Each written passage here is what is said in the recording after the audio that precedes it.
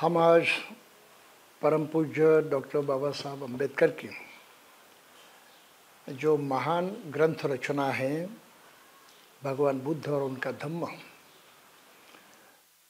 उसके खंड 1 के भाग 2 में उन्होंने जो बुद्ध की कहानी लिखी है, उस कहानी का अगला भाग जो है हम ध्यान में लेंगे। पिछले प्रवचन में हमने बहुत कुछ बातें की थी। बुद्ध के बारे में बहुत भारी गलतफहमियां हैं, उसके बारे में भी कहा था और ख़ासकर इस बात का उल्लेख किया था कि भारत के लोग बौद्ध को पराया समझते हैं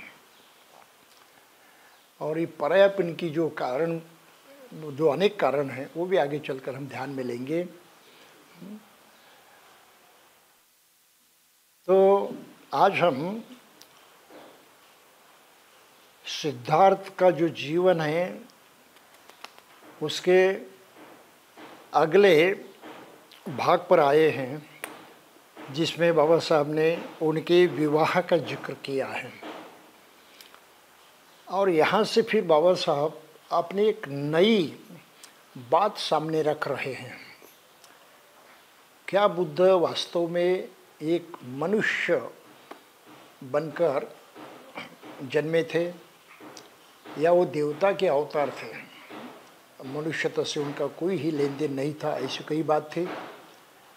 इसके बारे में थोड़ी सी चर्चा हमने पिछले वक्तव्य में की थी और फिर बहुत ही अहम प्रश्न जो बाबा साहब ने अपने इस ग्रंथ के परिचय में ही उपस्थित किया है कि वास्तव में बुद्ध ने गृह त्याग क्यों किया, इसके पारंपरिक कारण क्या है, हमने पिछली बार देखे थे।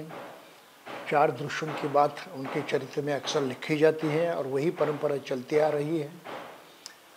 अब बाबा साहब उस परंपरा से हटते हैं, दूर जाते हैं। कहते ये हैं कि ये तो संभव नहीं है कि 29 साल की उम्र में किसी को रुग्णता का पता ना हो, रुद्ध होने का पता ना हो, किसी की मृत्यु हो जाती है इसका पता ना हो, ये तो संभव नहीं है। तो इस पर विश्वास नहीं किया जा सकता। फिर इन चीज़ों को देखकर गृह त्याग किया, ये भी सच नहीं माना जा सकता। तो उसका कारण कहीं ऐतिहासिक कारण होगा जो लुप्त हुआ है, क्योंकि बुद्ध का चरित्र वास्तव में बहुत बाद में लिखा गया। इसका पहला सबूत जो बुद्ध चरित्र का आता है वो संस्कृत भाषा में लिखा हुआ बुद्ध चरित्र है, जिसका नाम है ललित विस्तर, जो ईस्वी के पहले शती में लिखा गया था या उससे पहले। और इसके जो आधार थे वो ऐसे ही यहाँ वहाँ की बातें थी। खासकर दीघ निकाय में सूत्र जो आया है महाप्रधान शुद्ध, उसमें जो ढांचा बताया है कि बुद्ध का चरित्र कैसा होता है, सभी बुद्धों का एक जैसा ही, तो उस ढांचे के अनुसार सिद्धार्थ गौतम बुद्ध का भी चरित्र लिखा गया और ये पहला ग्रंथ है ललित विस्तर, जो संस्कृत में प्रसिद्ध हुआ था। और उसी के लोकर फिर अश्वघोष ने बुद्ध चरितम ये काव्य लिखा। अब ये कवि हैं, कवि ढेर सारी कल्पनाएं जो निर्माण करते हैं, तुलना करते हैं, हाँ, बहुत सारी उपमा देते हैं, अपने बल पर वो बहुत ही कहे कि अलंकारों से प्रचलित, अलंकारों से प्रचुर इस प्रकार की भाषा का प्रयोग करते हैं। हाँ, हम कहते हैं कवि कल्पनाएं होती हैं। हाँ, वो कवि कल्पनाएं तो बहुत सारी करते हैं। तो इस तरह से वो अधिक साहित्यिक ऐसा ग्रंथ है, चरित्र ग्रंथ है, और जिसमें उन्होंने ढेर सारी छोटी मोटी बातों का जिक्र किया है, समझाया है, रूपक का इस्तेमाल किया है, फिर अलंकारों का प्रयोग किया है, फिर संभाषण भी उन्होंने अपने खुद के रचे हैं। तो इस बुद्ध चरित्र का ही बाबा साहब ने सहारा लिया और यहाँ तक लिखा। अब यहाँ से उन्होंने थोड़ा सा अलग टर्न लिया है। वो कहते हैं कि विवाह हो गया उनका, जब वो 16 साल के थे तो उनका विवाह यशोधरा नामक लड़की से हुआ, जो दंडपानी शाक्य की पुत्री थी और उसकी भी आयु 16 साल की थी। तो फिर विवाह का वर्णन उन्होंने किया है। हम ये इसलिए नहीं पढ़ते कि इसमें समय जाएगा, और ये उद्देश्य नहीं हमारा ये सब पढ़कर बताने का। हम इस ग्रंथ का पठन नहीं कर रहे हैं, इस ग्रंथ का अध्ययन कर रहे हैं, उसमें जो खास बातें हैं उसको समझने की कोशिश कर रहे हैं। तो ये जो उनके विवाह का समारोह हुआ, इसका वर्णन यहाँ कवि ने किया है। और फिर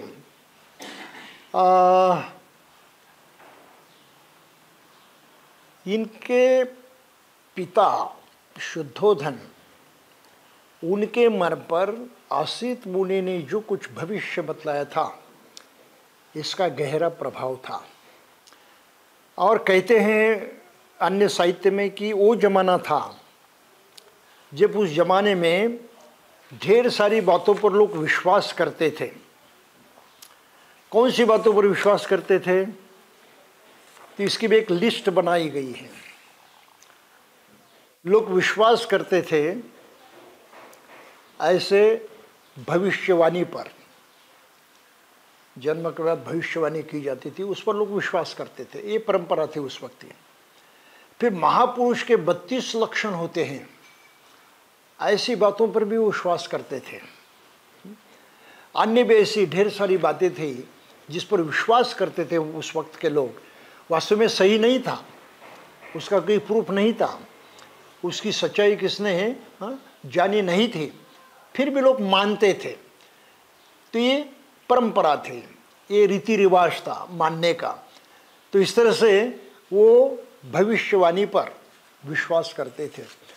तो शुद्धोधन का भी बड़ा विश्वास था कि अपने पुत्र के बारे में जो ब्राह्मणों ने कहा है भविष्यवाणी में, अगर वो संसार में रहा तो चक्रवर्ती सम्राट बनेगा, अगर उसने गृहत्याग किया तो सम्यक संबुद्ध बनेगा। तो पिता होने के नाते और सांसारिक जीवन में श्रद्धा आसक्ति होने के कारण उन्होंने हमेशा यही सोचा कि सिद्धार्थ किसी हालत में गृह त्याग न करे, उसने संसार में ही रहना चाहिए। तो इसमें पहली बात थी शादी की व्यवस्था करना, और फिर ये जो उसके लिए 3 महल बनाए अलग अलग, हर ऋतु में योग्य इस तरह के वो महल थे। 3 महलों में भी वो रहता था, ये भी बात यहाँ पर लिखी गई है। शुद्धोधन ने इतना इंतजाम किया कि मेरा पुत्र जो है ऐसे विलासी जीवन जगे, ऐसा अच्छा सांसारिक जीवन जगे जिए जिसके कारण वो संसार छोड़ न पाए। तो महल भी बनवाए थे, उसकी शादी भी करवाई थी। फिर ढेर सारी महिलाओं को उनको लुभाने के लिए भी प्रयुक्त किया था। तो संगीत भी बजता था, गायन भी होता था, बहुत सारी स्त्रियाँ उनके साथ रहती थी। तो ये सभी बातें यहाँ पर बाबा साहब ने लिखी हैं, जो अश्वघोष ने जैसे लिखी वैसे लिखी है, उनके ग्रंथ से जैसे कि वैसा उन्होंने कॉपी किया है, और कुछ ज़्यादा उन्होंने किया नहीं है। और फिर ये स्त्रियाँ जो हैं राजकुमार को जीतने में असफल रही, इनका कोई प्रभाव उस पर ज़्यादा नहीं पड़ा, क्योंकि राजकुमार पहले से चिंतनशील था, सोच विचार करने वाला था, और ये जो सांसारिक बातें हैं उसके प्रभाव से वो हमेशा दूर ही रहा। तो ये भी कहानी यहाँ पर आगे चलकर लिखी है कि ये श्रृंगार में फंसा नहीं, महिलाओं ने अपने सुंदरता के बल पर उसको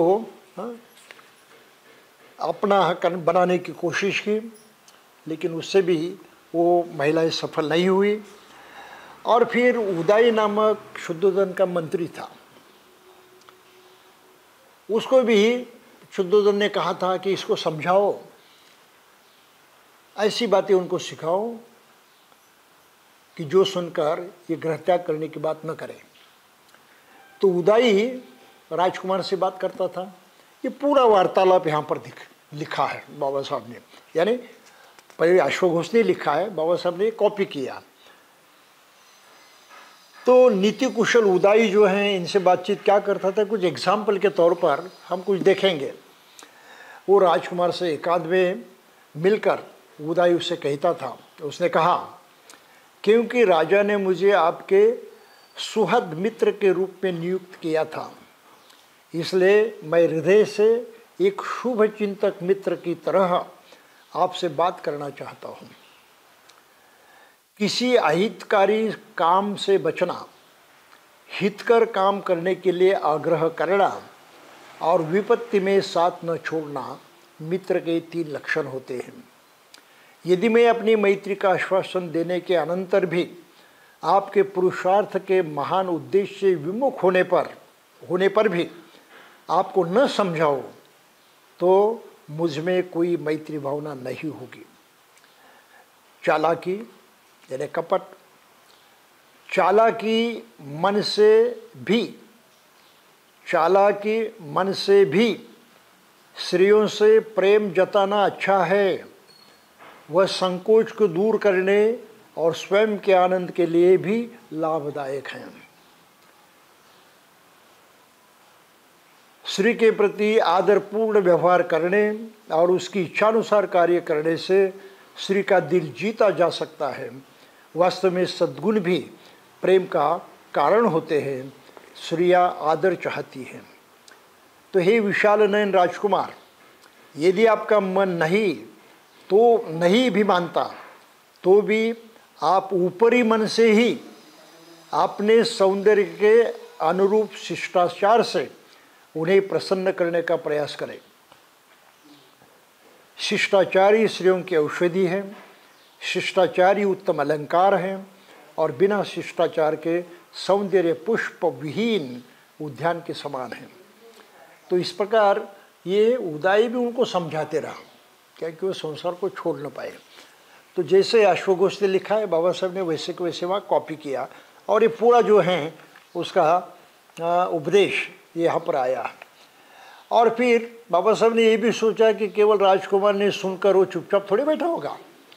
अरे ये तो सोच विचार करने वाला आदमी था, गहरी सोच उसके पास थी, उसकी प्रवृत्ति अलग थी। हाँ, ये किसी की बात सुनकर चुपचाप थोड़ी बैठेगा, वो बैठ नहीं सकता। तो उसने भी कुछ जवाब दिया होगा। वो जवाब दी अश्वघोष ने अपने किताब में लिखा है। तो बाबा साहब ने उसको उद्धृत किया। और फिर राजकुमार उस मंत्री से क्या बात करता है, आपकी स्नेहसिक्त भाषा आपके ही योग्य है, लेकिन मैं स्वीकार करवा दूंगा कि आप कहाँ मुझे गलत समझ रहे हैं। बात तो कबूल की, लेकिन उनको ये बताता है कि तुमने मुझे गलत समझा है। कैसे?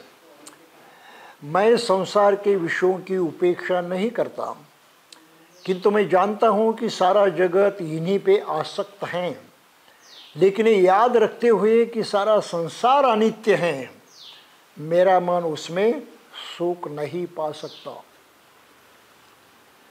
यदि वह श्री सौंदर्य स्थायी भी हो तो भी इच्छाओं की मौज मस्ती में आनंद मनाना बुद्धिमान आदमी के योग्य नहीं। और जो आप कह सकते हैं कि बड़े बड़े महापुरुष भी इन विषयों के शिकार हुए हैं, तो उनका अनुसरण करना ठीक नहीं है, क्योंकि अंत में वे विनाश को ही प्राप्त हुए। जहाँ क्षय है, जहाँ सांसारिक वस्तुओं से लगाव है, जहाँ असंयम है, वहाँ वास्तविक महानता नहीं होती। तो इस प्रकार उसने भी जवाब दिए और अपने सलूक को, अपने व्यवहार को उन्होंने सही ठहराया। तो उदाई भी उसको मनाने में सफल नहीं हुआ। तो ये कहानी ऐसे आगे बढ़ती है। तो बाबा साहब ने यहाँ पर और दूसरी महत्वपूर्ण बात अब यहाँ पर लाई है। ये बाबा साहब की अपनी कहानी है। यहाँ वो अश्वघोष की बात नहीं करते हैं, ये बात उन्होंने अपने मन से जोड़ी है। क्यों जोड़ी?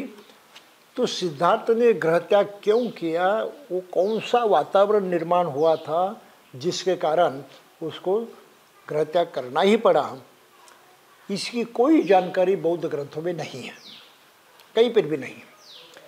लेकिन कुछ आधार हैं। आधार क्या है कि शाक्य का गणतंत्र था, उनकी व्यवस्था थी सामाजिक, और गणतंत्र में है हर युवक को सदस्य बनना पड़ता था जब उसकी आयु 20 साल की हो जाती थी। और एक गणतंत्र इकट्ठा बैठकर सभी बातों पर सोचता था, विचार करता था, और क्या करना है क्या नहीं ये ठहराता था। तो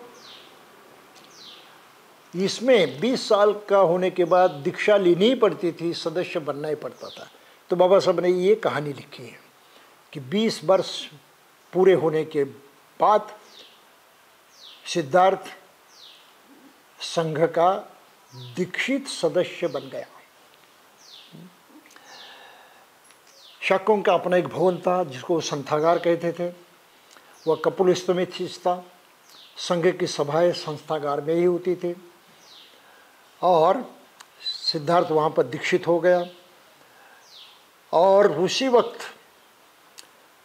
ये सेनापति जो उसने प्रस्ताव रखा कि सिद्धार्थ नामक तो युवक जो है वो शाक्य संघ का सदस्य बनना चाहता है, तो उस प्रस्ताव को लोगों ने अनुमोदन दिया, और इस तरह सिद्धार्थ जो है वो शाक्य संघ का सदस्य बन गया।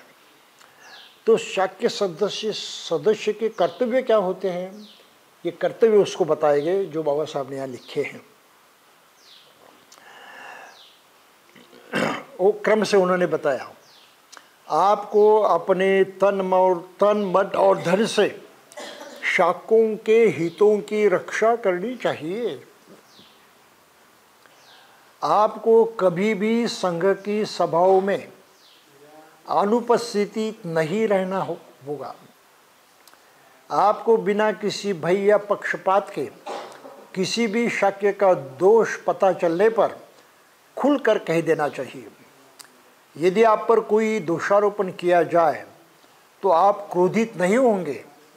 दोषी होने पर अपना दोष स्वीकार कर लेना होगा। निर्दोष होने पर सफाई देने का पूरा अवसर प्राप्त होगा। और फिर आगे कुछ बातें कही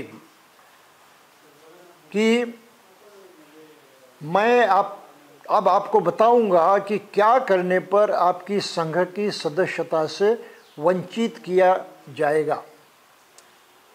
व्यभिचार करने पर आप संघ के सदस्य नहीं रह सकते। हत्या करने पर आप संघ के सदस्य नहीं रह सकते। चोरी करने पर आप संघ के सदस्य नहीं रह सकते। झूठी साक्ष्य देने का दोषी होने पर आप संघ के सदस्य नहीं रह सकते। फिर सिद्धार्थ ने कहा, मान्यवर, मैं आपका कृतज्ञ हूँ कि आपने मुझे संघ के अनुशासन से संबोधित नियमों से परिचित कराया। मैं आपको विश्वास दिलाता हूँ कि मैं उनके अर्थ और व्यंजन सहित उन्हें पालन करने का भरसक प्रयास करूँगा। तो इस तरह से वो सदस्य तो बन गए। अभी शादी हो चुकी थी, सांसारिक जीवन भी जी रहे थे, शाक्य संघ के सदस्य भी हो चुके थे। तो आगे चलकर संघ में मतभेद हुआ, और ये मतभेद इसलिए हुआ कि शाक्यों के गणराज्य के बगल में कुलीय लोगों का गणराज्य था, और दोनों राज्यों के बीच से नदी बहती थी रोहिणी, और खेती के लिए पानी लेना ये तो दोनों का भी हक था। तो किसने कितना पानी उठाना चाहिए, इस पर विवाद हो गया, संघर्ष पैदा हुआ, और दोनों भी लड़ने को, एक दूसरे को काटने को तैयार हुए कि हमारा हक जो है हमको उतना मिलना ही चाहिए। तो इस बात को लेकर शाक्य संघ में विचार विमर्श हुआ, और सभी लोगों ने ठहराया कि कोली ऐसा नहीं मानेंगे तो हम उसके साथ युद्ध करेंगे और उनको मनवाने के लिए बाध्य करेंगे। तो सिद्धार्थ ने जब ये सुना, ये बहस सुनी, ये विचार सुना, तो खड़ा हुआ और उसने कहा, मैं इस प्रस्ताव का विरोध करता हूं। सदिशता बुद्ध से युद्ध से किसी प्रश्न का समाधान नहीं होता। युद्ध छेड़ देने से हमारे उद्देश्य की पूर्ति नहीं होगी। इससे एक दूसरे युद्ध का बीजारोपण हो जाएगा। किसी की हत्या करने वाले को कोई दूसरा हत्या करने वाला मिल ही जाता है। जो किसी को जीतता है उसे कोई दूसरा जीतने वाला भी मिलता है। जो आदमी किसी को लूटता है उसे दूसरा कोई लूटने वाला भी मिल जाता है। मेरे विचार में शाक्यों को कोलियों के विरुद्ध युद्ध छेड़ने में जल्दीबाजी नहीं करनी चाहिए। पहले सावधानी से इस बात की जांच करनी चाहिए कि वास्तव में दोषी पक्ष कौन सा है। मैंने सुना है कि हमारे आदमी भी आक्रामक रहे हैं। यदि ये सत्य है तो स्पष्टतः हम भी निर्दोष नहीं है। सेनापति ने उत्तर दिया, ये ठीक है कि हमारे आदमी आक्रामक थे, लेकिन ये भूलना नहीं चाहिए कि पहले पानी लेने की बारी हमारी ही थी। अब तो विवाद शुरू हो गया, बहस शुरू हो गई। सिद्धार्थ ने फिर वो नहीं माना, उसने विरोध किया। उससे स्पष्ट रूप से कहा, इससे स्पष्ट है कि हम भी सर्वथा दोष मुक्त नहीं हैं। इसलिए मेरा प्रस्ताव है कि हम अपने में से 2 आदमी चुने और कोलियों से भी कहा जाए कि वे भी अपने में से 2 आदमी चुने और फिर ये चारों मिलकर एक 5वां आदमी चुने। ये 5 आदमी मिलकर झगड़े का समाधान करें। लेकिन ये कबूल नहीं किया गया शाक्य संघ ने। सेनापति ने कहा कि नहीं होगा। उसने कहा, मेरी प्रार्थना है कि इस प्रस्ताव को स्वीकार न किया जाए। शाक्य और कोलीय निकट संबंधी है। ये बुद्धिमानी नहीं कि वे एक दूसरे को बर्बाद करें। सिद्धार्थ ने कहा, लेकिन सेनापति ने ये नहीं माना। उसने अपनी बात पर बल दिया और कहा कि इस दार्शनिक शास्त्रार्थ में पढ़ना बेकार है। ये तत्वज्ञान की चर्चा में पढ़ना बेकार है। स्पष्ट बात तो ये है कि सिद्धार्थ को मेरा प्रस्ताव अमान्य है। हम संघ का मत लेकर इसका निश्चय करें कि संघ का क्या विचार है।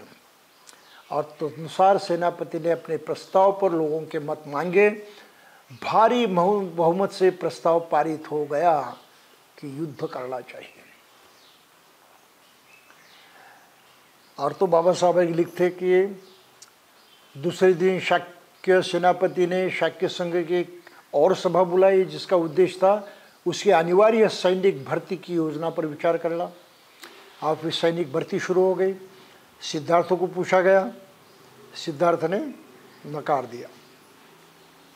सिद्धार्थ खड़ा हुआ और उसने संघ को संबोधित करते हुए कहा, मित्रों, आप जो चाहें सो करें। आपके साथ बहुमत हैं, लेकिन मुझे खेद के साथ ये कहना पड़ रहा है कि मैं अनिवार्य सैनिक भर्ती का विरोध करूंगा। मैं आपकी सेना में सम्मिलित नहीं होऊंगा और मैं युद्ध में भी भाग नहीं लूंगा। ये तो बगावत थी सबके विरोध में, तो उसका परिणाम जो होना था वो हो ही गया। सेनापति क्रोधित हो उठा। सिद्धार्थ को संबोधित करते हुए उसने कहा, तुम्हारा ये भाषण कौशल तुम्हारे किसी काम ना आएगा। तुम्हें संघ के बहुमत के निर्णय को मानना होगा। शायद तुम्हें इस बात का बहुत भरोसा है कि कौशलराज की अनुमति के बिना संघ अपनी आज्ञा की अवहेलना करने वालों को फांसी या देश निकालने का दंड नहीं दे सकता। और यदि इनमें से कोई भी एक दंड तुम्हें दिया जाए तो कौशलराज उसकी अनुमति नहीं देगा। लेकिन याद रखो, मैं तुम्हें दंड देने के लिए संघ के पास और भी तरीके हैं। संघ तुम्हारे परिवार के सामाजिक बहिष्कार की घोषणा कर सकता है और संघ तुम्हारे परिवार के खेतों को जब्त भी कर सकता है। इसके लिए संघ को कौशलराज की अनुमति की आवश्यकता नहीं है। अब हकीकत उस वक्त ये थी कि शाक्यों का गणतंत्र स्वतंत्र नहीं था। कौशल राजा जो था, प्रसन्नजित, उसके अधिकार में था। और इसलिए ये अपने मन से बहुत भारी सज़ा किसी को नहीं दे सकते थे। किसी को देहांत की सज़ा देना उनके हाथ में नहीं था, कौशल राज की परमिशन जरूरी होती थी। किसको निकाल देना अपने देश के बाहर इनके हाथ में नहीं था, कौशल राज की ज़रूरत थी। तो सेनापति को लगा कि शायद सिद्धार्थ उसका सहारा लेकर हमसे लड़ रहा है, मैं नहीं जाऊंगा। तो उन्होंने सिद्धार्थ को सुनाया कि तुम गलत सोच रहे हो, हम वो नहीं करेंगे, लेकिन ये तो कर सकते हैं जिसे कौशल राज की कोई परमिशन की जरूरत नहीं है, तो हम तुमको दंड दे सकते हैं। तो तुम्हें या तो सेना में भर्ती होकर युद्ध में भाग लेना, नहीं तो फांसी पर लटकना या देश निकाला स्वीकार करना, अन्यथा अपने परिवार के लोगों का सामाजिक बहिष्कार और उनको खेतों की जब्ती के लिए राजी हो जाना। 3 बातें हैं, 3 में से 2 तो हम नहीं कर सकते, फांसी नहीं दे सकते, देश से निकाल नहीं सकते, लेकिन तीसरी बात हम कर सकते हैं। तो सिद्धार्थ ने इस बात पर गौर किया और जवाब दिया। क्या कहा? कृपया आप मेरे परिवार को दंडित न करें, सामाजिक बहिष्कार द्वारा उन्हें कष्ट न दें, उनके खेत जब्त करके उन्हें जीविका विहीन न करें। वे निर्दोष हैं, दोषी तो मैं हूँ, मुझे अकेले ही अपनी गलती का दंड भोगने दीजिए। चाहे तो आप मुझे फांसी पर लटका दें और चाहे तो आप मुझे देश निकाला दे दें, मैं स्वेच्छा से इसे स्वीकार कर लूँगा और मैं वचन देता हूँ कि मैं आपकी अपील कौशल राज से भी नहीं करूँगा। तो यहाँ तक बातें आ गई। ये भी संतोषजनक नहीं थी। सेनापति ने कहा तुम्हारा सुझाव स्वीकार करना कठिन है, क्योंकि यदि तुम स्वेच्छा से भी मृत्यु अथवा देश निकाला स्वीकार करोगे तो भी कौशल राज को इसका अवश्य ही पता लग जाएगा और वो निश्चय पूर्वक इसी निष्कर्ष पर पहुंचेंगे कि शाक्य संघ ने ही दंड दिया है और तब वो शाक्य संघ के विरुद्ध कार्रवाई करेंगे। तो धोखा था ही। फिर सिद्धार्थ ने कहा यदि इसमें कठिनाइयां हैं तो मैं एक आसान उपाय सुझा सकता हूं। सिद्धार्थ ने उनको उत्तर दिया, मैं परिव्राजक बनकर देश छोड़कर जा सकता हूं। यह भी एक प्रकार का देश निकाला ही हो।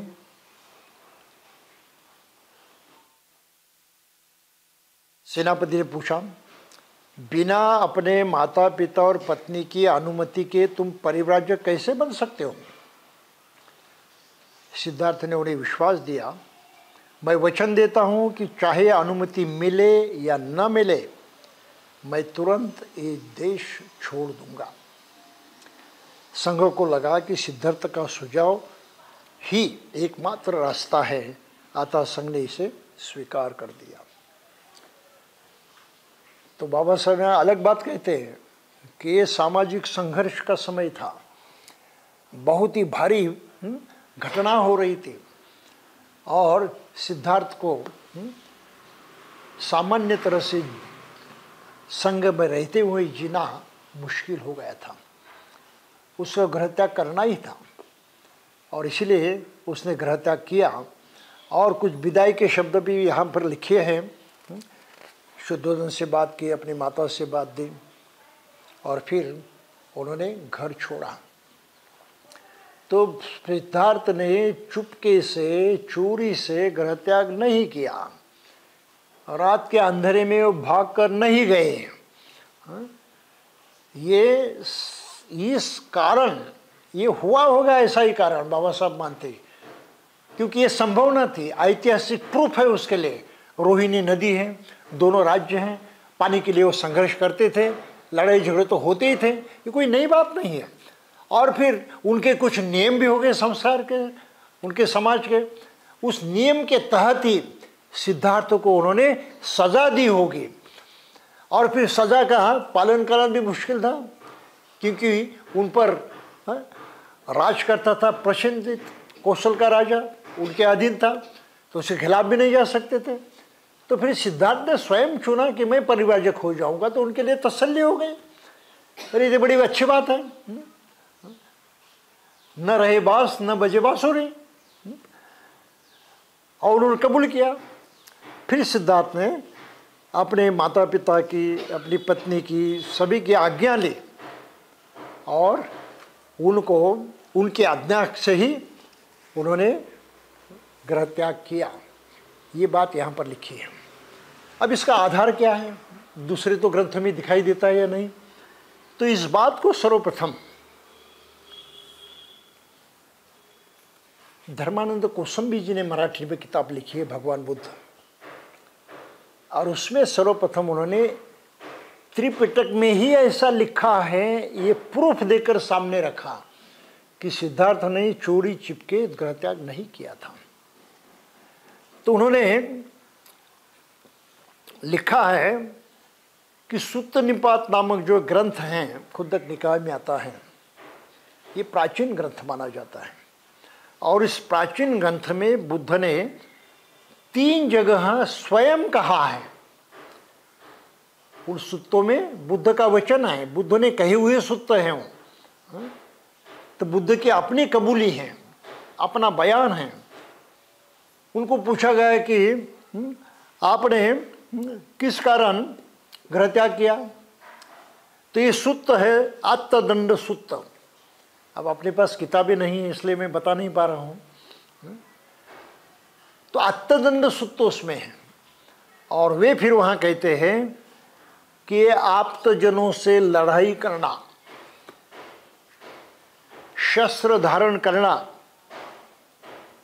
ये भयकारक था, ये अच्छी बात नहीं थी, ये मुझे पसंद नहीं था, इसलिए मैंने घर बार छोड़ा।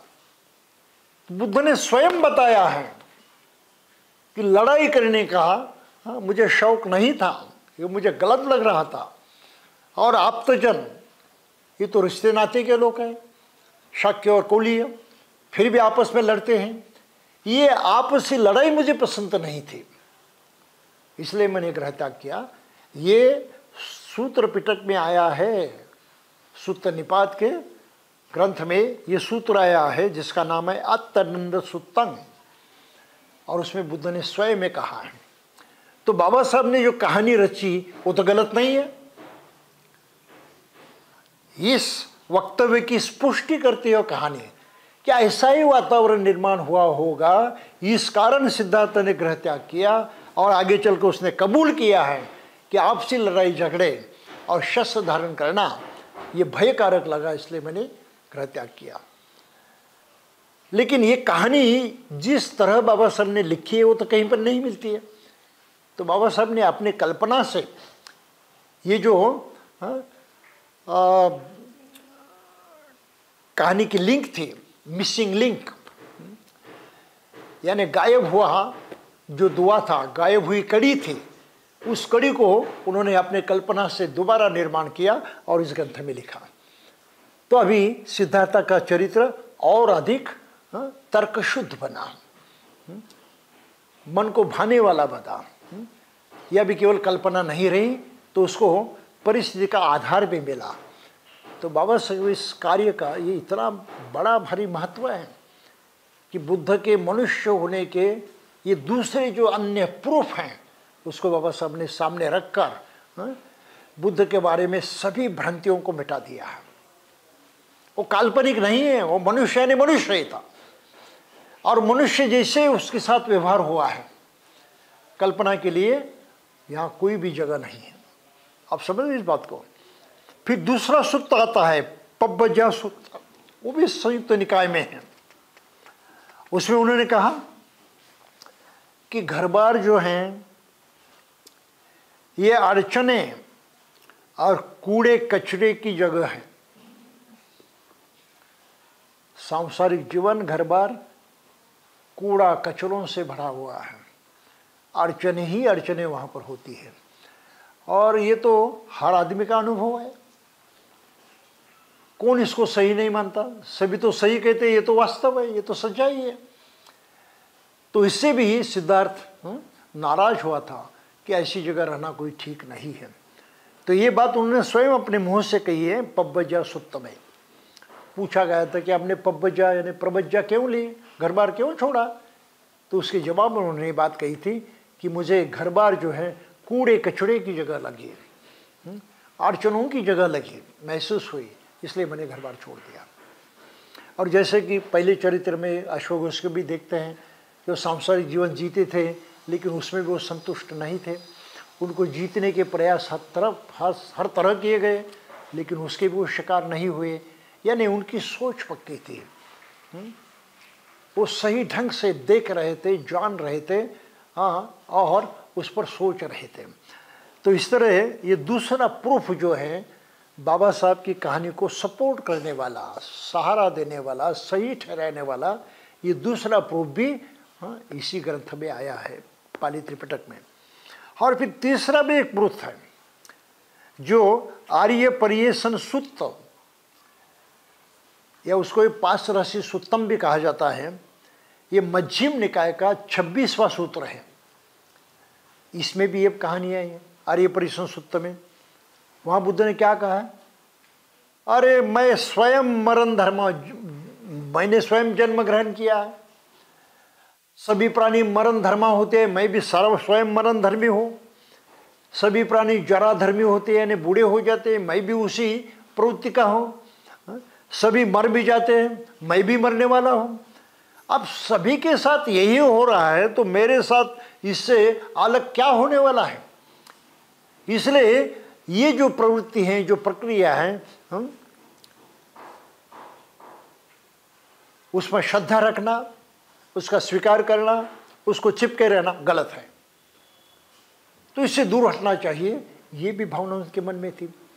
तो इस तरह से बाबा साहब ने जो कहानी लिखी है, इस कहानी के ये मूलभूत स्रोत हैं जो हमको ध्यान में रखने हैं। और बाबा साहब ने जो लिखा है ये त्रिपिटक के विरुद्ध नहीं है, केवल उनकी अपनी कल्पना नहीं है, उसके लिए ऐतिहासिक प्रूफ हैं, प्रत्यक्ष बुद्ध वचन प्रूफ हैं जो लोगों ने ध्यान में नहीं लिए। और फिर चार आर्य सत्यों पर ही, यानी चार दृश्यों पर ही उन्होंने जोर दिया और बुद्धों को इसीलिए प्रवज्ञा लेनी पड़ी, इस तरह की बात लिखी। आप समझ रहे? तो ये अधिभौतिक हो गया, ये काल्पनिक हो गया, इसको ईश्वरीय अंश उसमें उतार गया। तो बुद्ध का जो ऐतिहासिक महत्व था कि एक मनुष्य था जीता जागता, इसका महत्व कमजोर हो गया। समझ रहे आप? तो इस कमजोर के कारण फिर बुद्ध की तरफ देखने की दृष्टि जो है लोगों की वो भी बिगड़ गई।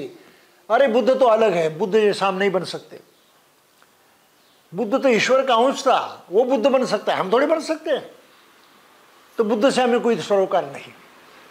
बुद्ध सभी दुखों से मुक्त हो गए, बात सही है, लेकिन वो ईश्वर थे, बहुत काफी यानी अलग ढंग के थे, इसलिए वो बन गए। हमें थोड़े वो प्राप्त होने वाला है। और बुद्ध तो यहाँ कहते हैं कि अगर तुमने जैसा मैंने किया वैसा किया तो आप भी मेरे जैसे बन जाते हैं। तो बुद्ध की ये जो सत्य बात है कि तुम भी मेरे जैसे मनुष्य हो, तुम भी मेरा जैसा बर्ताव करते हुए, व्यवहार करते हुए खुद मेरे जैसे बन सकते हो, ये जो सत्य वचन है ये झूठला गया, ये झूठा साबित हो गया। क्यों? तो बुद्ध काल्पनिक ठहरे, बुद्ध को ईश्वरीय रूप दिया गया, बुद्ध को ईश्वर के लाइन में रखा गया और इसलिए मनुष्य से वो टूट गए, अलग हो गए। और मनुष्य ये सोचने लगा कि क्योंकि हमारे पास वो ताकत नहीं है, हम बुद्ध की इस वचन को अमल में नहीं ला सकते। तो मनुष्य जाति का नुकसान हुआ है, हर मनुष्य का नुकसान हुआ है। आज भारत में लोग बुद्ध को क्यों नहीं मान रहे हैं? तो बुद्ध को ब्राह्मणों ने विष्णु का 9वां अवतार बना दिया, ईश्वर बना दिया। और ईश्वर बना देने से बुद्ध का महत्व बिल्कुल हट गया, खत्म हो गया। बुद्ध का कोई भी धम्म सीखने की, उसका आचरण करने की किसी को कोई परवाह नहीं रही, कोई इंटरेस्ट नहीं रहा। क्यों बुद्ध के पीछे दौड़े, क्यों बुद्ध धर्म का पालन करें? हाँ, ये तो हमसे होने वाला नहीं, ये हमारे आपे की बात नहीं है, हाँ, तो हम न करें। तो इस तरह से भारतीय मानस जो है बुद्ध से दूर हट गया। बुद्ध से बिछड़ गया, बुद्ध उनको पराया लगने लगा। आप समझ इस बात को। अब दोबारा बाबा साहब ने सोचा कि मैं भारत में बुद्ध धर्म को लाऊं, बुद्ध धर्म का पुनर्जीवन करूं, लोगों को और उस धर्म को स्वीकार करने के लिए कहूं, तो शायद लोग इस भ्रम में मानेंगे नहीं, मेरी बात पर विश्वास नहीं करेंगे, सोचेंगे कि बाबा साहब कुछ अलग ही कर रहे हैं। अरे बुद्ध तो ईश्वर थे, ईश्वर जैसा आदमी थोड़े ही कुछ कर सकता है, वो ईश्वर ही कर जाने। तो बाबा साहब को बड़ी चिंता हो गई, ये तो नहीं होना चाहिए, ये होने की तो संभावना है। तो इसलिए उन्होंने इस ग्रंथ को लिखा और इस कहानी को, ये मिसिंग लिंक जो हैं, ये जो कड़ी भूल गई थी, उसको इतिहास का आधार लेकर, बुद्ध वचन का प्रत्यक्षात आधार लेकर बाबा साहब ने अपने मन से लिखा है और ये बिल्कुल सही प्रतीत होती है, इसमें कोई गलती नजर नहीं आती। इस बात को न समझने के कारण आज भी इस ग्रंथों को पढ़ने वाले जो लोग हैं वो भ्रांत हो जाते हैं, शंकाएं निर्माण होती है, ये ऐसा क्यों, ये ऐसा क्यों, इस तरह से पूछते हैं। तो इसका भी जवाब बाबा साहब ने अंत में बाद में दिया है, वो बाद में हम देखेंगे। लेकिन ये काव्य है, कवि की कल्पनाओं में लिखा गया है। कवि ढेर सारी कल्पनाएं करते हैं, ढेर सारे अलंकार उपमाओं इनका प्रयोग करते हैं, अपने मन से बहुत सारे नई नई बातें भी लिखते हैं, रचते हैं काव्य में। इसलिए काव्य इतिहास नहीं होता, ये काल्पनिक होता है। इतिहास वो होता है जो प्रत्यक्षात जो घटनाएं हुई हैं उनका जिक्र करता है। तो बुद्ध ऐतिहासिक हैं, काल्पनिक नहीं। और इस काल्पनिक विचार को हटाने के लिए बाबा साहब को ये लिखना पड़ा, और ये बिल्कुल सत्य लगता है।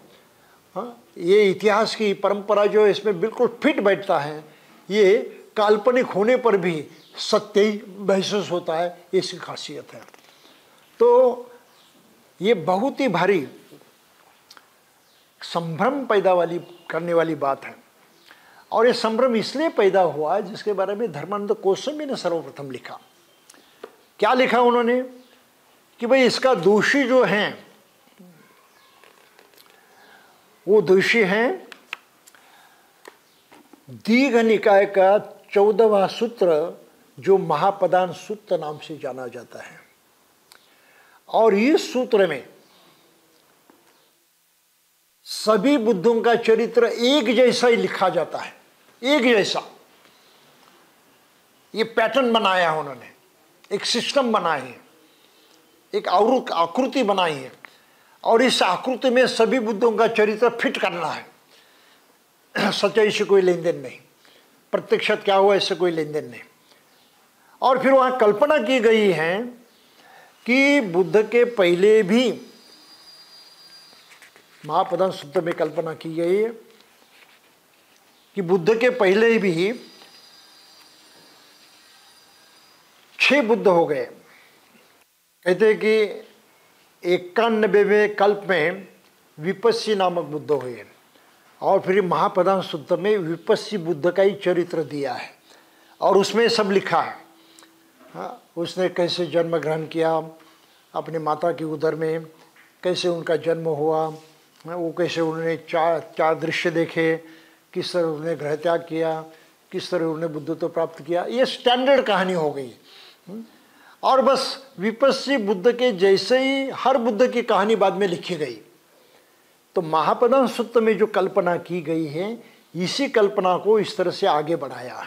तो पहला बुद्ध चरित्र लिखा गया संस्कृत में ललित विस्तर, और उसके अनुधार पर भी अश्वघोष ने बुद्ध चरित्र में लिखा।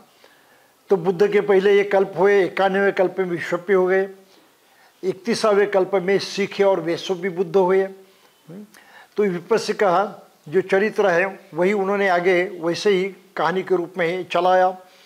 और फिर भद्रकल्प में 5 बुद्ध हुए, उसमें कुसंद है, कोणागमन है, कश्यप है, और फिर सम्यक संबुद्ध है। तो इस तरह से निदान कथाएं जो है इसमें भी कहा है 24 बुद्ध हुए, तो ये सारी कल्पनाएं हैं। और फिर धर्मेंद्र कौसम्बी लिखते हैं कि ये सब भक्तों की रचना है, इतिहासकारों की रचना नहीं। जो भक्त थे, जिसमें बहुत ज़्यादा श्रद्धा थी, श्रद्धा के मारे वो कुछ भी मानने के लिए तैयार थे, कुछ भी लिखने के लिए तैयार थे, तो अपने आदर्श को बहुत भारी मात्रा में गौरवान्वित करने के लिए उन्होंने ये सारी अतिशयोक्तिपूर्ण कथाएं लिखी और अपने आदर्श को बहुत ही ऊंचा उठाने की कोशिश की है। और ये रचना जो है, इसी के कारण ही महापुरुषों को 32 लक्षण भी चिपकाए गए। ऐसी कोई चीज़ नहीं 32 लक्षण वगैरह, वो भी झूठ हैं। उस वक्त कल्पना थी लोगों की कि बुद्ध के पास 32 लक्षण थे, और ये लक्षण भी त्रिपिटक में यहाँ तहाँ लिखे हुए हैं, लेकिन ऐसी कोई बात नहीं थी। इसका प्रमाण खुद बुद्ध धर्म में मिलता है, लेकिन हम सोचते नहीं। कैसे प्रमाण मिलता है? बुद्ध ने अपने पंचवर्गीय भिक्षुओं से कहा, अपने धर्म का उपदेश दिया, उन्होंने उस तरह से आचरण किया और वो प्रत्यक्षात अरहत बन गए, बुद्ध जैसे बन गए। लेकिन किसी ने आज तक ये नहीं कहा कि उन 5 भिक्षुओं के भी शरीर पर 32 लक्षण थे। किसी ने भी नहीं कहा। बुद्ध के बारे में 32 लक्षण कहते हैं, तो 32 लक्षणों के बल पर अगर बुद्ध हो जाते हैं तो पंचवर्गीय भिक्षु थे, उनमें भी तो होने चाहिए ना। क्यों नहीं भाई लिखा आपने? अब वो 5 ही नहीं तो 3 महीने के दरम्यान, वर्षावास के दरम्यान 60 लोग बौद्ध बने, भिक्षु बने, अरहत बने 60। तो हर के शरीर पर होना चाहिए था। और बाद में दुनिया में न जाने कितने हजारों लाखों लोग अरहत पद को प्राप्त हुए, उनमें भी तो लक्षण होने चाहिए थे। कहते कि राजा शुद्धोधन भी अरहत हुए, उनमें भी लक्षण होने चाहिए थे। महाप्रजापति भी अरहत हो गई, उसमें भी लक्षण होने चाहिए। यशोधरा भी अरहत हो गई, उसमें भी 32 लक्षण होने चाहिए थे। राहुल भी अरहत हो गया, उसमें 32 लक्षण होने चाहिए थे। आप समझ रहे इस बात को? लेकिन इनमें किसी में 32 लक्षण थे, ये बात कोई नहीं कहता, किसी ने भी नहीं कही है, केवल बुद्ध के बारे में कहते हैं। तो हमें इतना ही समझना है कि केवल वहाँ की मान्यता थी, एक समझ थे, ये सच्चाई नहीं थी। 32 लक्षणों से किसी आदमी का कोई सरोकार नहीं है। आप समझ रहे इस बात को? ये केवल भक्ति के तौर पर अतिशयोक्त वर्णन किया गया है, इसी को हमें समझना चाहिए। और फिर धर्मानंद कौशम्बी ने बहुत सारी बातें लिखी है। ये इतनी ढेर सारी कल्पनाएं भारतीय लोगों के दिलो दिमाग पर छा गई हैं। इसका कारण है बुद्ध धर्म यहाँ से नष्ट हो गया, जिसकी कहानी हमने पहले देखी थी। और नष्ट होने के बाद, उससे पहले से ही बुद्ध के जीवित रहते हुए ब्राह्मण धर्म उनका द्वेष करता था, विरोध करता था। और भारत में ब्राह्मण धर्मी और बौद्ध धर्मियों ने निरंतर संघर्ष होता रहा है। बाबा साहब ने अपनी किताब रेवोल्यूशन एंड काउंटर रेवोल्यूशन में लिखा है, क्रांति और प्रतिक्रांति में लिखा है कि भारत का कोई इतिहास नहीं है, अगर हो भी तो सभी रूढ़ी परंपराएं और पुराण कथाओं में वो लुप्त हो गया है। उससे उसको दोबारा उठाना चाहिए, स्पष्ट रूप से आगे स्पष्ट करके आगे रखना चाहिए। और वो कहते हैं कि अगर हो भी इतिहास भारत का, तो इतिहास ब्राह्मणी धर्म और बुद्ध धर्म इनके संघर्ष का इतिहास है, निरंतर संघर्ष का इतिहास है। और ये निरंतर संघर्ष कोई सामान्य संघर्ष नहीं था, ये किसी ने किसी को पूरी तरह से खत्म करने का संघर्ष था, मोर्टल कॉन्फ्लिक्ट। यानी प्राण लेने की जिद से लड़ा हुआ ये संघर्ष था। आज की तारीख में भी ब्राह्मण इसीलिए बुद्ध धर्म से लड़ते हैं। उनको बुद्ध धर्म से कोई प्यार नहीं है। वास्तव में उनको सबसे बड़ा डर है बुद्ध धर्म के फैलाव का। पहले था, आज भी है। मुसलमानों के कारण उनकी सहायता हुई, भिक्षुओं का कत्ल हुआ और धम्म को निरंतर धारण करते करते लोगों में उसको प्रचालित और प्रसारित करने के लिए जो भिक्षु संघ काम करता था वह नष्ट हो गया। और फिर आने अगली कुछ पीढ़ियों में उपासक वर्ग बुद्ध धर्म को पूरी तरह से भूल गया। एक बात, बुद्ध धर्म का जो अरहत पद प्राप्त करने का आचरण था, वो आचरण करने वाले कोई नहीं बचे। गृहत्याग करने वाले भिक्षु आचरण कर सकते थे, उतनी मेहनत कर सकते थे, वो भी बचे नहीं। फिर धीरे धीरे वो भी आदर्श लुप्त हो गया। और धर्म ग्रंथों का अध्ययन करना भी तो कोई सामान्य बात नहीं है। बहुत पढ़ाई करनी पड़ती है, बहुत सोचना पड़ता है, सीखना पड़ता है। बगैर सीखे पढ़ाई के कोई भिक्षु नहीं बन सकता। आज की तारीख में हम ये बात सोचते भी नहीं, देखते भी नहीं, किसी को भी भिक्षु कहते हैं, ये गलती है। उसने अध्ययन करना ही चाहिए, अपनी योग्यता को बढ़ाना ही चाहिए, आचरण करके दिखाना ही चाहिए। जितनी गहराई में जा सके उतनी गहराई में जाने की कोशिश हरदम हर भिक्षु ने करती रहनी चाहिए, जो आजकल नहीं हो रहा है। तो भिक्षु संघ का एक जो प्रैक्टिकल आचरण है, ये व्यावहारिक जो आदर्श हैं, और उस आदर्श से आम जनता को जो प्रेरणा मिलती है, एक बल मिलता है, उसी तरह से करके देखने की एक शक्ति उसमें आ जाती है और वो प्रत्यक्षात करने भी लगते हैं। ये सब परंपरा जो है भिक्षु संघ नष्ट होने से खत्म हो गई। आप समझ रहे इस बात को? और इसलिए बाबा साहब चाहते थे कि हम सेमिनरी बनाएंगे, नए सिरे से हम भिक्षुओं का निर्माण करेंगे, एक नया संघ बनवाएंगे। लेकिन बाबा साहब की इस बात को किसी ने नहीं सुना, किसी ने उसका स्वीकार भी नहीं किया और किसी ने भी सेमिनरी का निर्माण नहीं किया। दो चार लोग बातें करते थे लेकिन उनसे नहीं हुआ।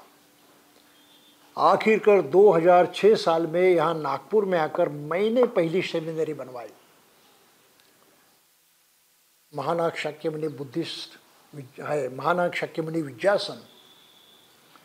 केवल सेमिनरी नहीं बनवाई लेकिन उससे संलग्न कॉलेज भी प्राप्त किया, जो नागपुर यूनिवर्सिटी से एफिलिएटेड है, an international school of Buddhist studies and research. ये मैंने 18 साल तक चलाया, 6 से लेकर, और बाद में बंद कर दिया, क्योंकि ये सेमिनरी चलाने के लिए जितना सपोर्ट, जितनी सहायता, जितना दान उपासकों से मिलना चाहिए था उतना नहीं मिला। जो श्रद्धावान लोग थे वो देते रहे, लेकिन उनकी उतनी शक्ति नहीं कि जितनी ज़रूरत है उसको पूरा करे। और इसलिए कोई इलाज न रहने के कारण वो काम बंद कर दिया। और सेमिनरी जो यहाँ से हटा ली गई हैं, जो अभी पुणे बम्बई के बीच में करजत स्टेशन है, वहाँ पर बन रही है। कॉलेज तो बंद ही कर दिया, अभी कॉलेज तो खुलने वाला नहीं है, दूसरा कुछ काम करेंगे। तो इस तरह से बाबा साहब जो चाहते थे कि भारत में बुद्ध धर्म का प्रचार और प्रसार अगर करना है तो हमें नए सिरे से प्रचारकों की निर्मित करना आवश्यक है, भिक्षुओं को प्रशिक्षित करना आवश्यक है, भिक्षुणियों को प्रशिक्षित करना आवश्यक है। लेकिन ज़्यादा मात्रा में भिक्षु भिक्षुणी नहीं बनेंगे लोग, तो इसलिए हमें उपासकों को भी उसी ढंग से प्रशिक्षित करना चाहिए। ये भी काम किसने नहीं किया। मैंने लगभग 100 उपासकों को प्रशिक्षित किया है, लेकिन आखिर उपासक है, पेट पालने के लिए तो प्रयास करने चाहिए। वो तो भिक्षु नहीं बनना चाहते, उपासक ही रहना चाहते, तो कैसे जिएंगे। तो बाबा साहब ने सोचा था ऐसे उपासक प्रचारक अगर होंगे तो उनको ऑनरोरियम दिया जाएगा, मानधन दिया जाएगा, ताकि वो अपना परिवार पाल सके। उसने विवाहित होना जरूरी है। क्या हुआ कि नीति से शीलों का आचरण करते हुए वो अपना आदर्श लोगों के सामने रख सके। फिर इनको अगर मानधन देना है, सपोर्ट करना है, फुल टाइम काम करने के लिए, पैसा कहाँ से आएगा? कहाँ से आएगा? उपासकों से। और इसलिए बाबा साहब ने कहा था कि अपनी जो आय है उसका 20वां हिस्सा आपको दान में देना है। 100 में से 5 रुपये अब धम्म के लिए देना है। अगर ये होता था तो आज की तारीख को कम से कम आधा तो भारत निश्चय ही बौद्ध बन जाता था। प्रचार करने वाले लोग नहीं है, इसलिए लोग बौद्ध नहीं बन रहे हैं। समझ में नहीं आता क्या करे क्या न करे, क्या सही क्या गलत है। तो प्रचार, बगैर प्रचार प्रसार के किसी भी धर्म का विकास नहीं होता, फैलाव नहीं होता। ये बात हमें ध्यान में रखनी चाहिए। और बाबा साहब ने ला कहने पर भी हमने उसको स्वीकार नहीं किया। ये गलती भी ध्यान में रखनी चाहिए और उस पर सुधार करने की कोई ना कोई कोशिश करनी चाहिए। तो बुद्ध ने यानी सिद्धार्थ ने गृह त्याग क्यों किया, इसका ये सबसे महत्वपूर्ण कारण जो हैं ये बाबा साहब ने दिया है। और साथ ही साथ उन्होंने और भी एक बात कही है अपने ग्रंथ में कि बुद्ध और उनका धम्म, इस ग्रंथ के साथ साथ आपको और 2 ग्रंथ पढ़ने चाहिए। कौन से हो? बुद्ध और कार्ल मार्क्स और revolution and counter revolution in ancient India. प्राचीन भारत में क्रांति प्रतिक्रांति कैसे हुई है, इतिहास, और बुद्ध और कार्ल मार्क्स की किताब। तो इन दोनों पर भी मैंने प्रवचन दिए हैं, वो भी आप सुन सकते हैं, लेकिन वो मराठी में हैं। और ये साहित्य पढ़ने के बाद पता चलेगा कि बुद्ध को विष्णु का अवतार बनाकर ब्राह्मणों ने कितना कपट किया है, किस तरह से बौद्धों को हराया है। और फिर अपनी इस बात को सपोर्ट करने के लिए उन्होंने ढेर सारे ग्रंथ लिखे जो आज हिंदुओं के धर्म ग्रंथ माने जाते हैं। भगवत गीता हिंदुओं का सर्वश्रेष्ठ ग्रंथ, ये बुद्ध के बाद लिखा गया, 300-400 वर्षों के बाद। रामायण महाभारत वो भी बाद में लिखे गए और लगातार उसमें ज़्यादा से ज़्यादा लिखते ही रहे। तो पहला छोटा था, अब ये बहुत विस्तृत ग्रंथ हो गए। यहाँ तक कि उपनिषद, जिसको लेकर स्वामी विवेकानंद कहते हैं कि उपनिषद ही हिंदुओं का सही धर्म है। और पिछले बार मैंने कहा था कि हिंदू कहते हैं कि बुद्ध ने उपनिषदों से ही अपना सब कुछ लिया है। बुद्ध का धर्म उपनिषद से उधार ली हुई बातें हैं, ये भी गलत है। सच्चाई यह है ऐतिहासिक कि उपनिषद भी बुद्ध के बाद लिखे गए हैं। धर्मानंद कोसेमी ने लिखा और दूसरे लालमणि जोशी हैं, उन्होंने भी लिखा। और 2 उपनिषद बुद्ध के जमाने में यानी एक ही साथ लिखे गए। पहली शती में यह है बृहदारण्यक और छांदोग्य उपनिषद। तो आज इतिहासकारों ने स्पष्टतया प्रूव कर दिया है, सिद्ध कर दिया है कि हिंदुओं के ग्रंथ है बुद्ध के बाद लिखे गए हैं। और इसलिए किसी भी हिंदू ग्रंथ का नाम तक हमें बौद्ध त्रिपिटक में दिखाई नहीं देता, बिल्कुल है ही नहीं। वह राम भी नहीं, कृष्ण भी नहीं, कुछ भी नहीं, शिव भी नहीं। आप समझ रहे इस बात को? ये सब बात की बातें हैं, सब बात की बकवास है। लेकिन ये इतिहास, सही इतिहास अभी लुप्त हुआ है। ब्राह्मणों ने अपने बल पर अपना ही इतिहास जो है उसको अक्षुण्ण रखा है और उसका ही प्रचार करते रहते हैं। इसलिए बाबा साहब की मान्यता थी कि हमें नए सिरे से बौद्धों का इतिहास लिखना चाहिए। जो काम आज तक किसी ने हाथ में नहीं लिया है, लेकिन वो करना ही पड़ेगा। तो इस तरह से हम बाबा साहब का ये जो ग्रंथ है भगवान बुद्ध और उनका धम्म, इसका ये पहला भाग जो है प्रथम खंड का, उसको समाप्त करते हैं और अगली बार हम दूसरे भाग की तरफ मुड़ेंगे।